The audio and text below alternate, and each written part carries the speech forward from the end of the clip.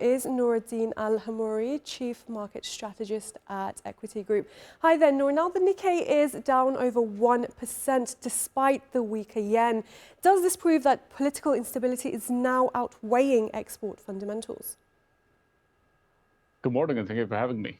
The Nikkei falling despite a weak yen tells you that the market is no longer trading purely on export math.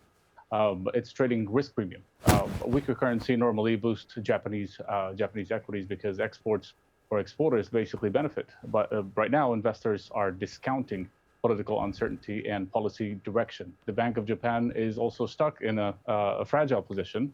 Inflation is sticky, wages are rising, and yet tightening policy risks destabilizing growth and the bond market. So equities are being repriced for uncertainty, not just basically fundamentals. Japan is shifting from a currency story to a confidence story. And when, of course, politics enters the equation, FX tailwinds stop being enough.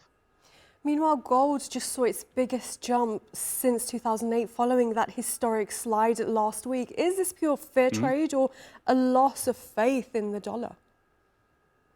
This isn't just a fear trade. It's more of a structural than that.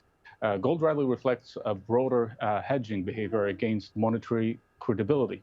After the violent liquidation last week, but the rebound shows buyers were basically waiting for liquidity, not abandoning the metal. Real yields also remains elevated, yet gold is still attracting capital. That's unusual and signals diversification is away from fiat exposure rather than just short-term panic. In addition to that, central bank buying is also still strong in the background, and gold isn't just basically reacting to fear; it is repricing long-term currency hedging demand.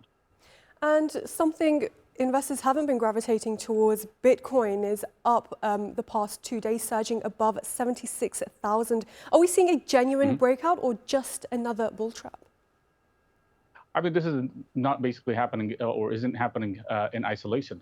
It's tracking global liquidity expectations from one side. The market is front-running easier financial conditions, at least for now, and positioning for capital rotation into high beta assets.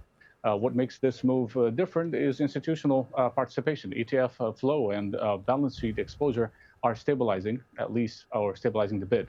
That reduces the probability of a classic retail-driven bull trap, but volatility also remains very extreme. And this looks more like a liquidity breakout than basically speculative spike.